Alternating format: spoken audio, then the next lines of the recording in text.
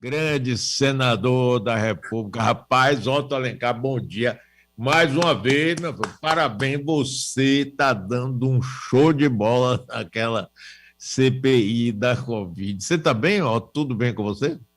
Tudo bem, Mário? Bom dia a você. Bom dia a toda a equipe da Rádio Metrópole, a todos os seus ouvintes que vão participar dessa entrevista. Olha, em Brasília não deixa de ser mais uma missão de risco, viu? Nos meus 73 anos de idade, ficar naquele ambiente fechado, sem circulação de ar, com movimentação, inclusive, que aumentou muito. Não há como se conter, às vezes, pessoas da imprensa, deputados que vão assistir, e lutando para mostrar os erros que foram cometidos e que não devem mais serem cometidos pelo atual ministro Marcelo Queiroga. Muita coisa já avançou, já existe uma consciência de que a vacina é fundamental, só pela vacina você vai evitar as mortes. Já se tirou do site do Ministério da Saúde o Tratkov, foi retirado, que era uma receita dada por uma instituição, pessoa jurídica para o Brasil, acessava ali e tinha os medicamentos, ou seja, ultrapassando aquilo que deve ser dado exclusivamente pelo médico, depois de examinar o paciente, pedir exames e aviar a receita. Isso já foi retirado. E está se mostrando também que o governo, no período Pazuello, ele trabalhou de forma errada, equivocada, não científica, sem obedecer à medicina, para conseguir, primeiro, o tal da imunidade de rebanho. A doutora Mayra Pinheiro, que foi lá, foi auditiva e foi depoente, ela, em dado momento, nós colocamos um vídeo em que ela dizia textualmente que queria a imunidade de rebanho das pessoas. Quando ela viu fora que ela deu, ela voltou atrás e disse, não é das pessoas, não, das crianças para irem para a escola. Eu lhe pergunto, as crianças indo para a escola, tem o professor que vai dar aula, Pois tem o é. servente que vai ficar na porta, tem o vigia, tem que limpar a sala de aula, tem a merendeira, elas não vão se contaminar. Ela se enrolou toda, não soube explicar. Então, essa questão da imunidade de rebanho foi o que o presidente da República pensou que ia acontecer no Amazonas e Manaus. Por isso, deixou sem atendimento praticamente, e aquilo daria uma imunidade através do contato entre as pessoas. Sabe por que fizeram isso, Mário?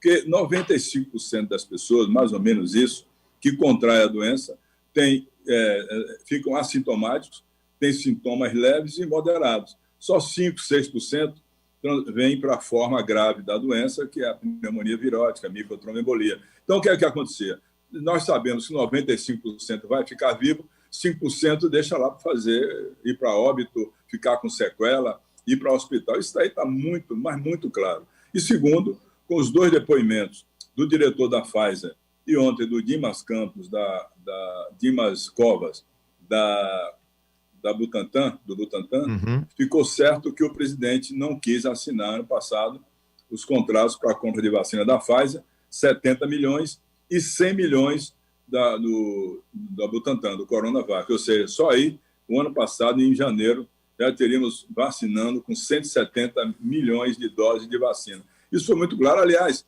nós temos aqui 12 declarações contundentes de Bolsonaro em vídeo, dizendo que não quer a vacina. Numa delas, quando ele desce para inaugurar uma obra lá no Centro-Oeste, ele diz, estão falando em vacina, só se for comprar vacina na casa da tua mãe. Isso é um termo que o presidente da República usou. O presidente sou eu, vou desautorizar o Pazuello, você pode virar jacaré. Todas as declarações completamente desconexas e que não tinha, na realidade, nenhum sentimento de imunizar e resolver o povo brasileiro. E ficou naquela história do tratamento precoce. O tratamento precoce não existe para virose, Mário. Não existe, não tem nenhuma virose. Você pode dar um remédio e a pessoa não se contaminar. Além disso, eu tenho um estudo agora, recente, inclusive do hospital israelita, Hospital Einstein. Eles fizeram um estudo espetacular sobre as manifestações clínicas da doença e a experiência usando hidroxicloroquina, outros medicamentos parecidos. Nenhum deles teve resultado positivo. Nenhum deles. É um trabalho espetacular. Inclusive, esse trabalho do Hospital Einstein se viu para outros países tenham como referência, porque eles fizeram aquilo que a ciência manda.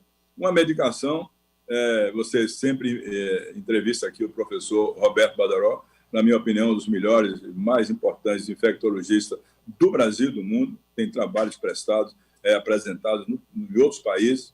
Você pode perguntar ao Badaró, uma medicação para ser utilizada em um paciente com uma doença grave como essa, tem que seguir, pelo menos, os estudos pré-clínicos que são feitos in vitro ou até mesmo usando o ratinho como teste, né, dos animais. E depois do trabalho pré-clínico, tem que entrar a fase clínica. Na fase clínica, que é feita no paciente, são 4 fases, Mário. 4 fases. Você ter o cuidado de ter um medicamento de escolha para uma doença, que esse medicamento dê resultado positivo. Por isso, no estado pré-clínico, na pesquisa pré-clínica, se faz 4 vezes o teste. Primeira fase, segunda, terceira e quarta fase, para, a partir daí, você encaminhar o medicamento para que ele seja administrado nas pessoas, passando, inclusive, pela Agência de Vigilância Sanitária.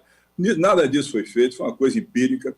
O presidente da República, ele pega uma caixa de hidroxicloroquina ou de anita e manda o Brasil tomar. Nem todo mundo pode tomar. Se as pessoas tiverem uma comorbidade, uma arritmia cardíaca, um aumento dos batimentos do coração, chamado espaço ou intervalo QT, que entre o batimento cardíaco e outro, se ele tomar e ele ampliar esse espaço, tem parada cardíaca e não volta mais. A pessoa pode ir a óbito. Então, foi uma irresponsabilidade muito grande. Mário, o Ministério da Saúde ficou aparelhado do ministro Pazuello, que é um general do Exército, a coronéis, a capitães, enfim, a todo o Exército brasileiro ali dentro, como se fosse apenas uma obra, uma ação, um instrumento de logística. O Ministério da Saúde não é um instrumento de logística, de maneira nenhuma. É de ciência, é de investigação, é de pesquisa, é de educação em saúde, uma série de coisas que foram feitas equivocadas. Portanto,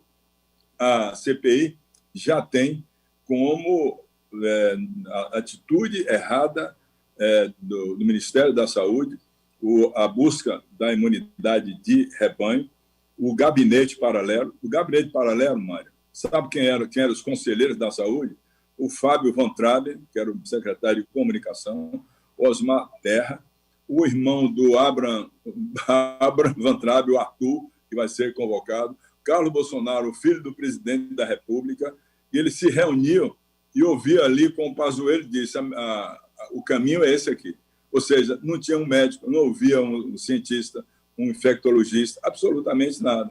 E aí a vacina foi deixada de lado. E o Butantan tomou essa iniciativa de fazer. E o Butantan é uma instituição que tem uma expertise muito grande nesse sentido. Não há como deixar de reconhecer que o governador João Dória, com pensamento ou não em angariar apoios políticos, densidade eleitoral, ele tomou a iniciativa de fazer a vacina e botou os recursos do governo do Estado de São Paulo. Ontem o Fernando Bezerra falou de forma totalmente equivocada. Os recursos foram do governo do Estado de São Paulo para o investimento na vacina. Agora, depois da vacina pronta, o Ministério da Saúde comprou a vacina. Então, essas coisas todas. Me parece, Mário, que fizeram, dentro da estrutura do governo Bolsonaro, uma corporação de agentes públicos que brigam com a verdade, para não dizer uma palavra mais dura, que gostam de mentir permanentemente para que a mentira possa se transformar em verdade. Tu vê o seguinte, está mais do que claro, a cada dia fica mais do que claro, não é, de que o governo Bolsonaro agiu terrivelmente mal em todos os aspectos da pandemia, na economia, na ajuda emergencial, na vacina, no lockdown, tudo. E ele está vendo a popularidade dele para o ralo. E a perspectiva de uma reeleição que até pouco tempo parecia ser um candidato forte, que não quer dizer que não possa mudar daqui para lá, a gente nunca sabe, mas está indo para o ralo. E aí ele entra no desespero. Então, o que é que ele faz? Tem a tropa de choque lá do Senado, que você, inclusive, tem tido embates fantásticos com eles, cada besteira, cada asneira que eu nunca vi. E tem também aquela história de levar Pazuello para o comício e afrontar agora o regime, o regulamento militar. Não, ali não é um ato, não foi um ato político. Eu, presidente, não pertenço a partido político, então não é um ato político. Além disso, propôs ontem ao Supremo Tribunal Federal restringir o direito de estados e municípios de estabelecer isolamentos e fechamentos de cidades, locais de cidades, etc. Então, a gente está vendo, no meu entendimento, queria a sua opinião, Alta, de que o presidente, no desespero, ele está querendo se agarrar a qualquer coisa para melar o jogo e tentar ganhar no tapetão. E aí, o que você acha disso? Eu acho que a sua avaliação é precedente. Ele está comprando mais ainda a briga que ele vem comprando com as instituições, com a imprensa, com os organismos de Estado, né, Supremo Tribunal Federal, Poder Judiciário, com alguns membros do Parlamento, né, na Câmara e também no Senado Federal.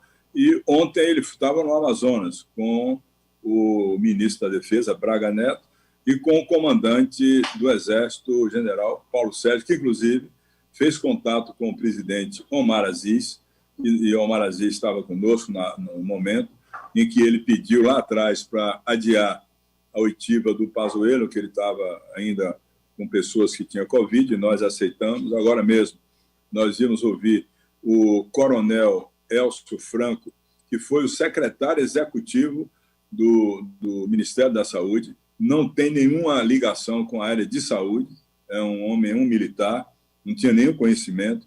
Esse coronel também desenvolveu Covid-19, está com comprometimento pulmonar, nós adiamos, e nós estamos procurando fazer a CPI, primeiro, na forma propositiva e investigativa. Na propositiva, para mudar essa concepção do presidente de achar que ele, de uma hora para outra, passou a ser o maior infectologista do Brasil e começa a ditar as coisas. Ontem, ele fez uma live, não sei se você viu, numa tribo indígena no Amazonas, chegou a ver, não, onde ele mostrou que tem uma série de cascas de madeira que estão fazendo chá e está curando os indígenas lá no Amazonas. Então, é verdade, não estou brincando.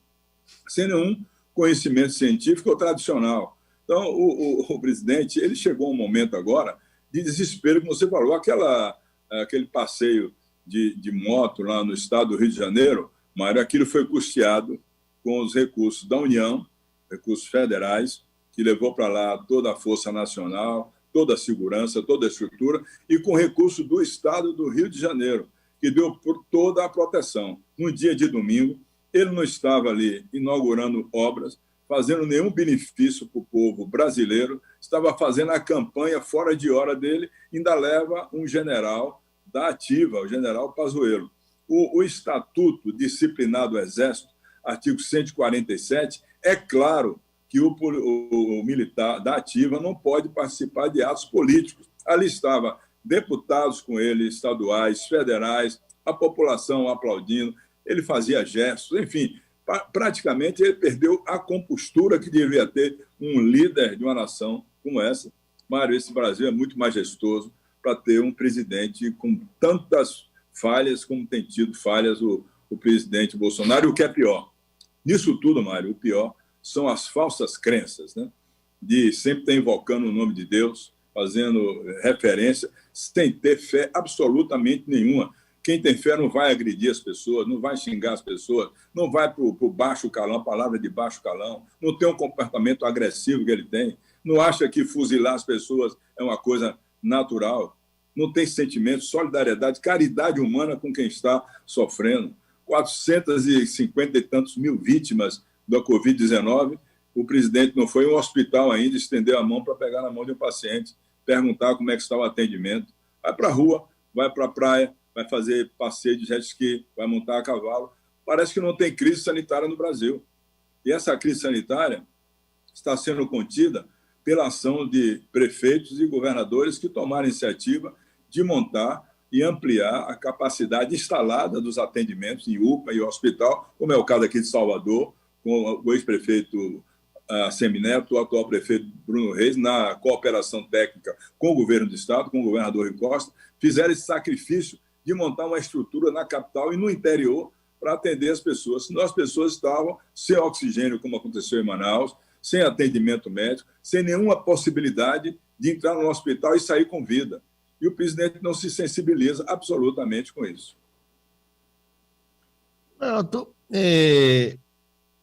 Esse tentativa de passar por cima do regimento do militar, eu acho uma das manobras mais perigosas, porque só tem duas alternativas. Ou os militares aceitam, e aí ele vai poder dizer realmente é o meu exército, é a minha marinha, é a minha aeronáutica, faz o que eu quiser, inclusive fecha o Supremo, Congresso, o cacete. Ou o general comandante não vai aceitar, vai pedir demissão. Temos uma crise militar. No Brasil, a gente sabe que já vivemos outras crises militares, mas o objetivo aqui, o caso, a diferença é que o presidente aposta para ele. Eu acho que ele vê, o único caminho que ele tem agora é esse. Estabeleça-se o caos e aí chega o salvador da pátria para pôr ordem, porque só tem ladrão, só tem bandido. Não é? Eu acho, Mário, que ele, em um momento, ele pensou assim. Lá atrás, ele pensou assim, quando começou a dizer o meu exército vai para a rua, não vai para a rua para criar nenhuma dificuldade para as pessoas irem para o shopping, saírem, fazer aglomeração. Depois ele passou para o nosso exército e agora ele chamou o exército, o comando militar, o alto comando do exército, para uma decisão. Só que o general Paulo Sérgio, que é um general muito respeitado e conhecido, como é também o ex-comandante, o Edson Pujol, também muito respeitado, Fernando Azevedo, ele já comprou briga com vários generais do Exército Brasileiro, generais importantes, que são líderes dentro das Forças Armadas.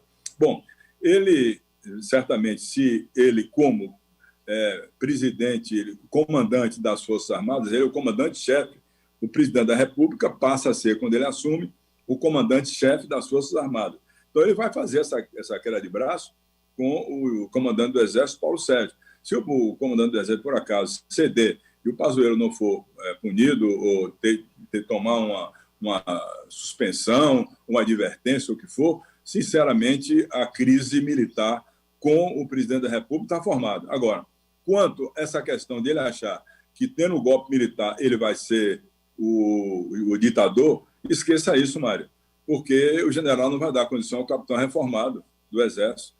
Seria um general. Então, quando ele tomou consciência disso, ele refluiu um pouco e disse, vou tirar o pé, não vou comprar essa briga, não vou dobrar a aposta, porque pode ser que, acontecendo um negócio desse, venha a ser alguém que seja superior do ponto de vista hierárquico. Então, o que é que ele joga? Ele joga que a pandemia pode continuar, não precisa comprar vacina, isso vai dar um caos muito grande, a economia está muito fragilizada, não é pouco, não, muito fragilizada. Eu tive quarta-feira à noite com uma audiência com o ministro Paulo Guedes, falando sobre a questão da economia. Tratei com ele, inclusive, dizendo que se a pandemia continuar, o auxílio emergencial precisa continuar, senão a fome, a miséria, a desnutrição vai para uma situação muito grave. Eu conversei com ele bastante sobre esse assunto. Ele, inclusive, ficou consciente disso, que acabando esse período aí do auxílio emergencial e continuando a pandemia com a mesma intensidade, vai ter que ampliar o auxílio emergencial, mas ele me disse da dificuldade que tem a economia brasileira. Estava previsto um crescimento maior, talvez não tenha um crescimento tão esperado como eles estavam prevendo, e o déficit fica aumentando a cada vez. A dívida pública bruta já está batendo 90% do produto interno bruto, Mário. Dívida ativa bruta, você sabe, é a dívida da União, dos governos estaduais e governos municipais. Isso já está em 90% do produto interno bruto. com um déficit estimado para esse ano de quase 300 bilhões de reais, déficit primário, que vai ser uma coisa que vai comprometer mais ainda as finanças. Então, essa situação de crise na economia, crise política, crise sanitária, dificuldades, tensionamento do presidente com as Forças Armadas, pode dar um caldo de cultura realmente para um outro golpe militar, como aconteceu em 64. Ele deseja isso, mas certamente ele deve ter na cabecinha dele, que ele não seria esse ditador que ele sonha ser pelo Brasil. E seria uma situação muito ruim, porque não será pacífico. Tenho a certeza absoluta que a sociedade civil organizada, como também reagiu àquela época, em 64, poderá reagir. É tudo que o Brasil não deseja. O Brasil precisa de um político, de um presidente, Mário, que saiba harmonizar a vida nacional, que converse com todas as tendências políticas, a sociedade, para organizar a sociedade. O país é majestoso, tem uma força muito grande, em todo sentido, uma economia pujante e forte, né? Fazer esses entendimentos para que o Brasil possa encontrar um caminho do desenvolvimento econômico e social. Nós, na quarta-feira, meio-dia, filiamos o atual prefeito do estado do município do Rio de Janeiro, Eduardo Paes. Prefeito Eduardo Paes, que é uma pessoa que nós temos muita admiração e respeito, um grande político novo, com a cabeça muito aberta. Ele se filiou no PSD e disse uma coisa que eu acho que era o momento de alguém, um líder do Brasil, não o presidente da República, que não tem essa vocação natural de consenso, de entendimento, de harmonização da vida nacional, para dar solução ao povo que ele representa. Não para ele, nem para os filhos dele, não também por aqueles que gravitam em torno dele, mas para o povo brasileiro, povo baiano, povo do Nordeste. Fica essa tensão dele, mandando tensionar, através dos seus senadores, com o Nordeste, com os governadores do Nordeste, e essa situação se agravou bastante agora com a CPI da pandemia. Agora, tem um outro ponto aí. Ricardo Salles, ministro do Meio Ambiente, que vem ajudando a destruir explicitamente, descarada e cinicamente o meio ambiente. Lembra daquela reunião 22 de abril? Lembro. Passava, aproveitar e deixar passar boiada. Agora ele está sendo investigado pela Polícia Federal a partir de denúncias feitas nos Estados Unidos da América do Norte. Aí você, olha, silêncio total a respeito disso. O presidente não fala nada, Ricardo Salles fica dando aquelas desculpas.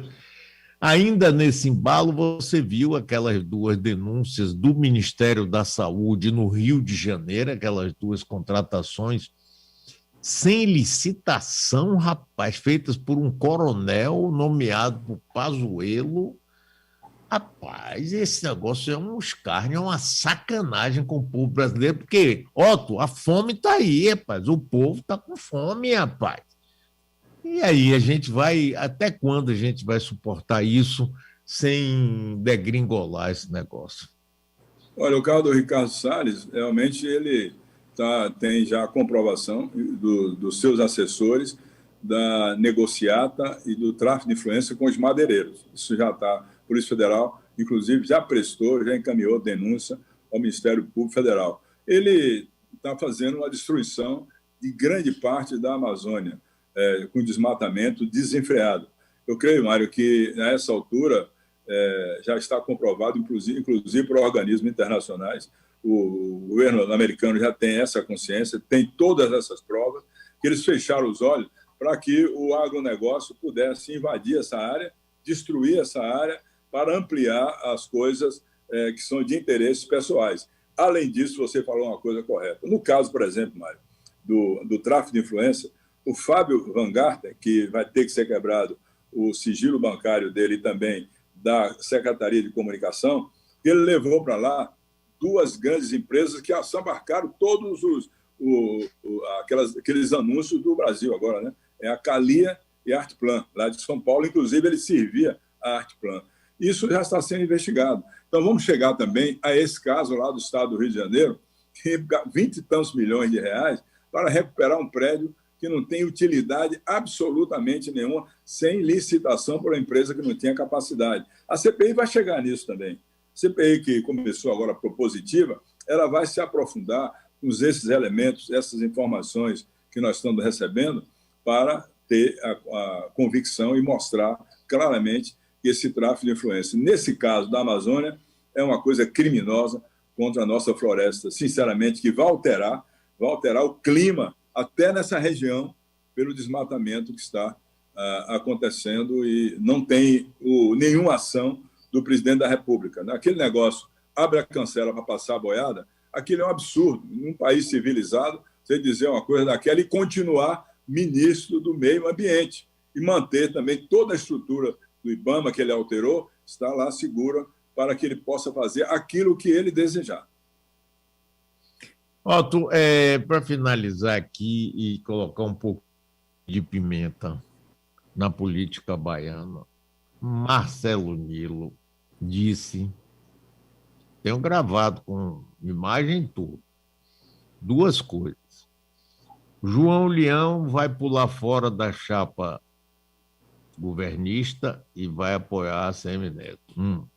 2, se ele não fizer parte da chapa majoritária, ele também cai fora. E aí? Não ria, não. Mário, na política, Mário, mais do que nunca, mais do que em qualquer outra atividade, só se toma decisão quando o momento exige. A decisão vai ter que dar lá em março para abril. Marcelo é um grande amigo, gosto muito dele.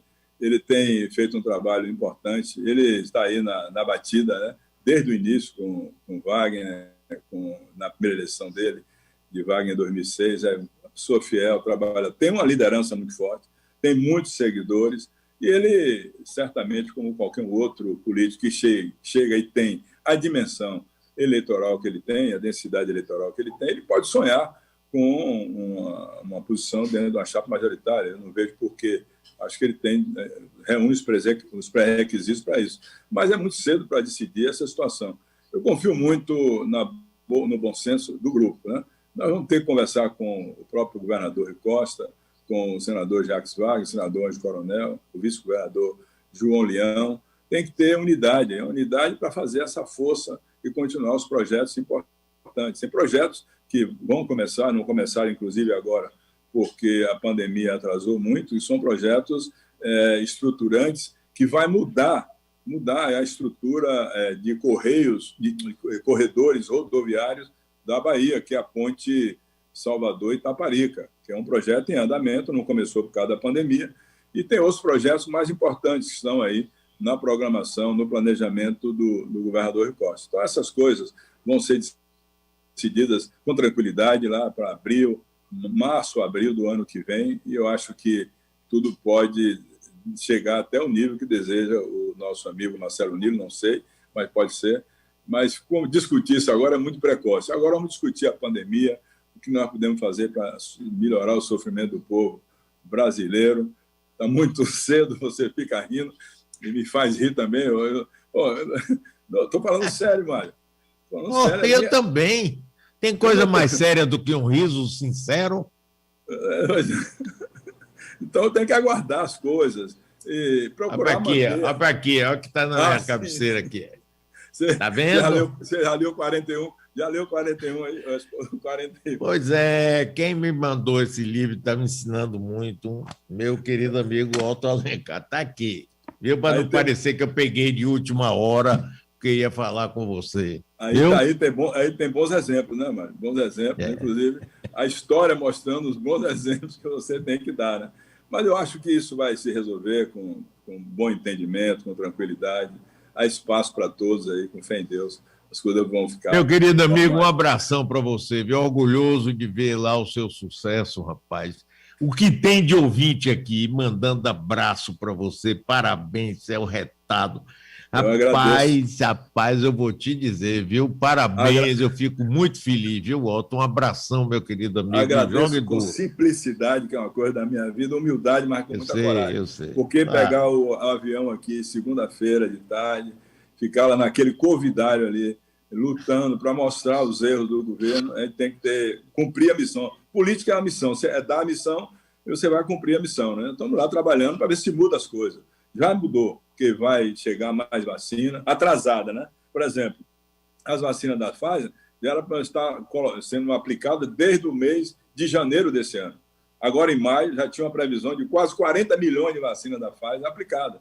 Como não assinou o contrato ano passado, veio assinar esse ano, a previsão é para agosto e setembro. Então, 4 meses sem vacinação, Mário, pessoas sem a imunidade, é uma coisa absurda. Né? Ontem mesmo nós vimos o Dimas Covas. Ele falou isso com muita segurança, com muitas provas, e que o governo pecou em duas palavras, Mário. Vou lhe dar 2 palavras que o governo pecou. Pecou pela ação errada, equivocada no tratamento da doença, e pecou pela omissão. Ação e omissão. Omissão de não comprar as vacinas, para que o povo brasileiro, desde dezembro do ano passado, a Coronavac já podia estar sendo aplicada no povo brasileiro. 2 coisas, 2 palavras que definem a situação em que levou o Bolsonaro ao povo brasileiro. Ação equivocada, errada, e omissão por não comprar vacina. Valeu, Walter, um abração para você, viu? Parabéns de novo aí, feliz com você, como sempre, meu amigo.